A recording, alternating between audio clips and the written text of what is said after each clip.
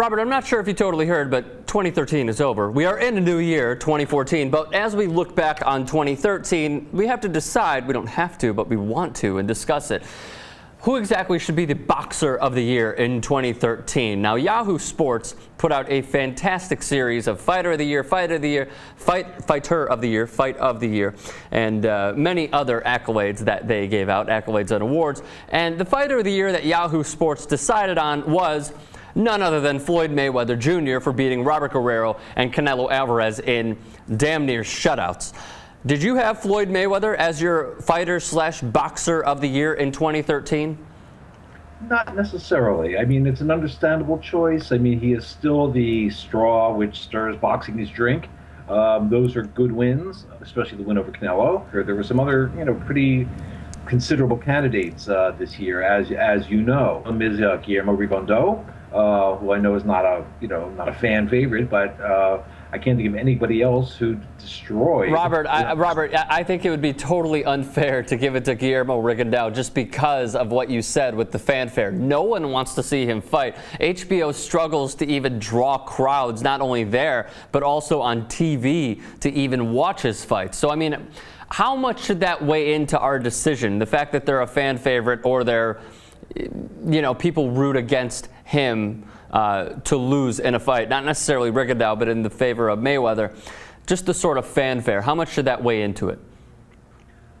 I don't know. Are we the spokespersons for the fans? Are we the spokespersons for ourselves and our own opinions? I mean, these are sort of broader questions that cannot be answered that simply. I mean, HBO's problems with marketing Rigondeaux, seem more of an excuse, something that might have come from Bob Arum, who seems disappointed that his golden boy, Nonito Donaire, got defeated and sort of got shut up and got exposed. So, and again, these people can sell snow cones to Eskimos if they set their mind to it. That they have not is a story unto itself. But I don't think that we need to really give voice to the fans and their particular opinions. Everybody's going to think what they think, and the opinions are diverse and wide-ranging. Sure, and that's what makes the sport great in many different ways. By the way, the other fighters, excuse me, that were nominated, certainly in many people's eyes, but did not come out on top, a la Floyd Mayweather. Adonis Stevenson, he went 4-0 and had a fantastic breakout year in 2013. The fact that he fought 4 times is ballsy to me. Danny Garcia beat Zab Judah, though it was not convincing, and then he beat the crap out of Lucas Matisse on the undercard of Floyd Mayweather and Canelo Alvarez. And lastly, Timothy Bradley beat Juan Manuel Marquez, and he somehow survived and beat Ruslan Provatnikov, and of course Provatnikov also had some pretty solid wins in 2013. So out of those few that I just gave you, would you pick fighter of the year/boxer of the year from that group that I just supplied to you, or would you pick someone else? No, I think that's reasonable. I mean, Bradley certainly had an excellent year. He may not have won the fight with Provatnikov, but he certainly had an excellent year.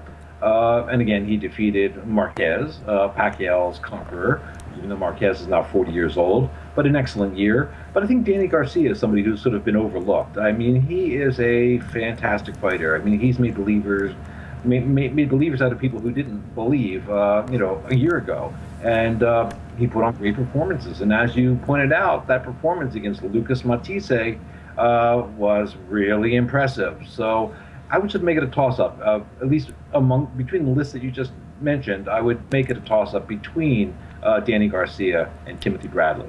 And if you had to pick, who would you take as fighter of the year? I guess you have to go with Bradley. I guess one just has to go with Bradley. I mean, he's not my favorite fighter, but he's certainly skilled. He certainly does what he needs to do to win, and he's willing to mix it up, as he proved when he fought Provatnikov. So I would probably have to go with Bradley. Now, I want to hear from everybody who's watching this clip. What exactly do you think of not only Floyd Mayweather being named by Yahoo Sports the 2013 Boxer of the Year, but also who exactly you think should be up for the award?